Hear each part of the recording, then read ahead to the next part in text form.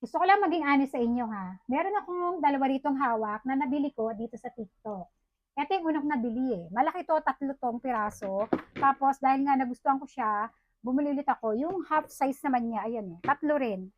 Hindi ko pa nga siya nabubuksan. Late ko na to nakita.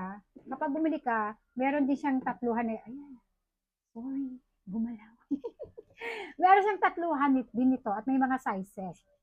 Mas gusto ko to kung ako yung tatanungin. Kung ako lang naman, kumpara dito. Bakit, Daisy? Paliwanag mo.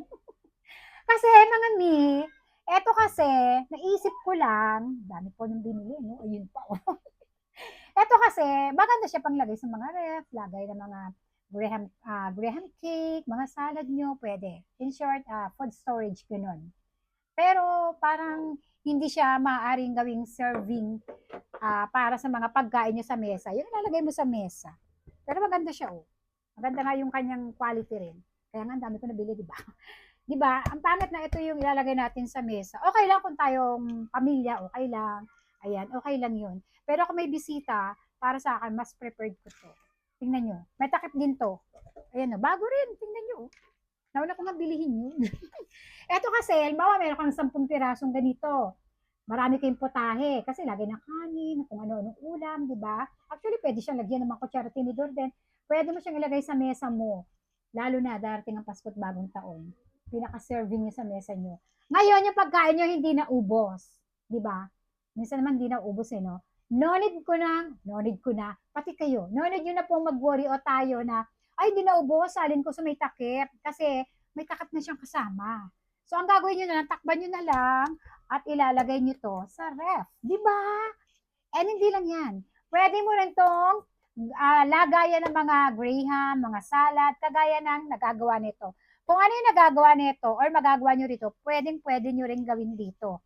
Pero yun na nga, kung ano yung nagagawa nito, parang ang hirap gawin nito. Kasi nga, ito pwede mong pang serving ng mga pagkain natin, ng mga pudang sa mesa. Ito, tingnan nyo, mas saucy kasing tingnan to, kumpara rito. Pero again, kung mga tropa-tropa lang naman kayo, pamilya, pwede na to. Pero kung may bisita, para sa akin, mas okay to. Pero okay din to ha, kasi binili ko rin to eh. Di ba? Gagawan ko rin kasi to ng mga lagay ng salad. Late ko na nga lang to nakita. Sabi ko, oh, pwede pala to. Lagay ng graham din. Sabi kong ganon. At the same time, pwede ko rin siyang pinaka-serving sa mesa. Diba? Ayan, sa may gusto nito, ayan, bumili kayo. At sa may gusto nito, may takip to, bumili rin kayo. At eto nga, ito nagkakaubusan nito, mi. Kaya nga ako, hindi ako nagpahuli, di ba? Ito yung una kong binili yung mga yan. So, ayan, sa may gusto, ayan, bumili kayo.